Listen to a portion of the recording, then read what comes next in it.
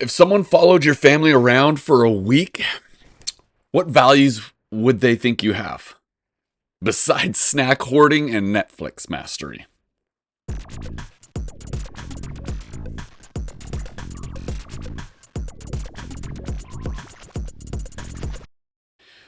How to choose core values for your family. A step-by-step guide. In part one of this two-part core values series, you can watch it on this channel. We talked about how values shape the foundation of your family, whether you're aware of them or not. But how do you actually go from vague hopes to concrete intentional habits that build life-shaping values? That's what we're tackling today. If you're not watching to the end, you're missing out on a celebration habit to try. Can't wait to get into it. Let's build habits that build our kids and families. Hey, I'm Steve, creator of Family Rhythm and a missionary of FamilyLife Canada. And around here, we're about developing rhythms and habits that point families and kids to Jesus. Let's go back to the words of Jesus in Matthew 7:24. Therefore, he says, everyone who hears these words of mine and puts them into practice is like a wise man who built his house on the rock. Values aren't just beliefs, they're practices. And the goal isn't just to name your family's values, but to build them into the rhythms of your life. When I was growing up, I don't remember my parents sitting us down to say, kids, our core values are, but I do remember church. Lots of church, like twice on Sundays, again midweek. I wonder what the perk could have been for a buy 9, get 1 free deal. Man, I remember vacations, long road trips in a car filled with sand, wet towels, homemade sub sandwiches. But we were together. No screens, no Wi-Fi, just memories and maybe a little sibling warfare. Well, those rhythms taught me that worship matters, togetherness matters, faith matters.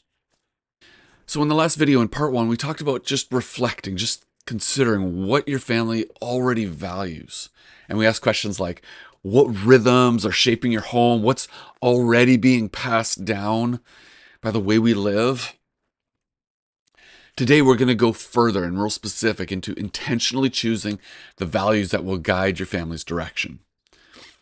Joe and Amy McInnes, in their book, The Family Roadmap, say most of us put little thought into how we invest our time and our money. Therefore, we spend our time doing things that have little value rather than things that will truly matter in the future.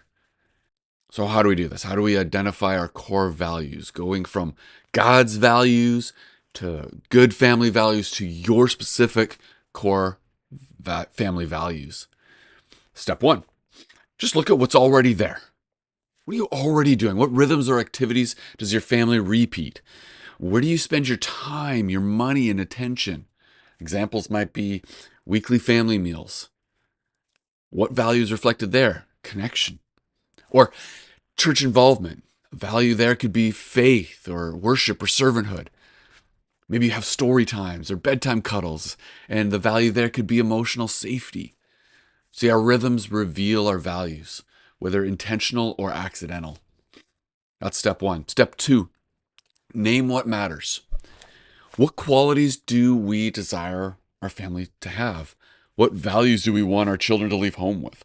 Start naming them.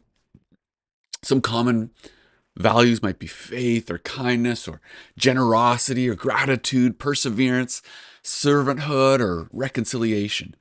Perhaps you come up with some unique ones like creative expression or curiosity or adventure, or lifelong learning, even laughter. Yeah, fun can be a value. Step three, identify the habits that reflect your values.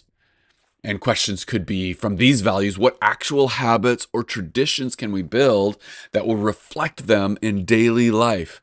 Examples might be curiosity. Provide access to plenty of books or develop a daily time for reading or playing learning games together. If your value is reconciliation, a rhythm would be prioritizing and practicing the art and skills of making things right after conflict. All right, so let's put all this together for this week's habit. It's time to make design a core value celebration with your family. You can make it fun. You can bring some poster board or post-it notes and just start listing qualities and practices or beliefs you want your family to embody. Have your older kids chime in for increased ownership. And then look for some themes. What are some that are popping up repeatedly that fit together? You can narrow them down to 4 to 5 that really matter for your family and talk about the corresponding habits that reflect them. Write them down. Post them on the fridge or a family wall. Prepare a special meal or dessert and celebrate the decision, the direction your family is heading. And this becomes your family compass, your North Star for when decisions get hard or life isn't easy. Because if you remember, what you focus on, you move toward. And focus is fertilizer. You'll get more of what you put in. So intentionally plan your focus as you lead your family. Hey, if you haven't seen part 1, go back, watch it now. It sets the foundation for today's practical steps. And don't forget to hit subscribe so you can catch upcoming videos on building spiritual habits into your family's rhythm. At Family Life Canada, we're eager to share Jesus' help and hope with families like yours.